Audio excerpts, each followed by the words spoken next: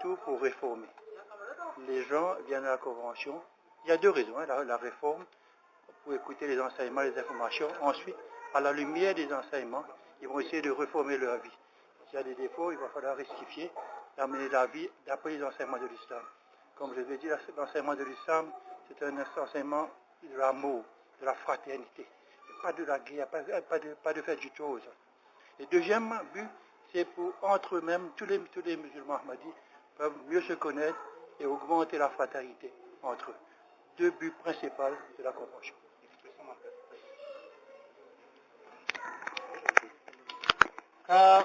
Tanjona ny jalsa dia ampitombona ny ara-panan'ny mpikambana tsirairay. Avy eo rehefa tonga aty izy ireo, rehefa miverina amin'ny toerana izay misy an'izy ireo, dia mizara koa ho an'ny fianakaviany sy ny ho an'ireo manodidinany. Ny tena ny tanjona. Monsieur, vous avez parlé du terrorisme en général. Oui, oui. Comment ça se passe dans votre association?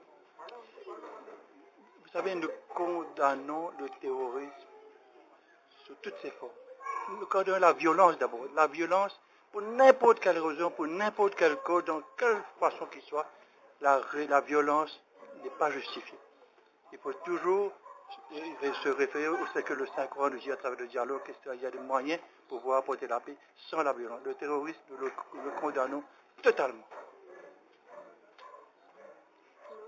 Qu'est-ce qui différencie, monsieur, la communauté ahmadiyya par rapport aux autres communautés musulmanes? La communauté, vous savez, les musulmans sont divisés en 73 sectes. Ils attendent tous la venue d'un Messie.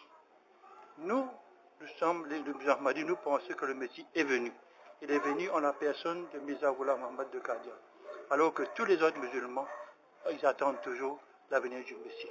Et nous avons, comme je vous ai dit, établi dans 207 pays au monde, nous avons un seul chef. C'est lui qui dirige Porte. S'il donne un autre de Londres, il était basé à Londres, partout à travers le monde, tout le monde va l'obéir. C'est la distinction de la Jamaat islamique Ahmadiyya. Nous avons un seul chef. Personne d'autre n'a un seul chef. Toutes les coopérations que nous avons ici, que vous voyez, tout ça c'est fait avec son accord, avec son approval. On a entendu dire que l'association musulmane veut installer des milliers d'églises à Madagascar, des milliers de mosquées. Est-ce que vous avez quelques mots à dire? Un projet pour la construction de mosquées à Madagascar, des milliers de mosquées. Pas de milliers, là il faut, là où nous sommes établis, on va faire des mosquées. Pourquoi des mosquées? Des mosquées, ce sont des havres de paix. La mosquée, tout le monde peut venir à la mosquée.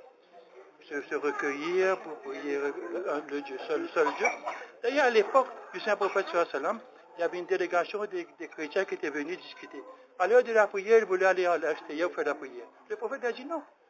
Faites votre prière ici même, dans la mosquée. C'est ça l'exemple du Saint-Prophète sallam. Il n'a jamais attaqué les autres. Jamais.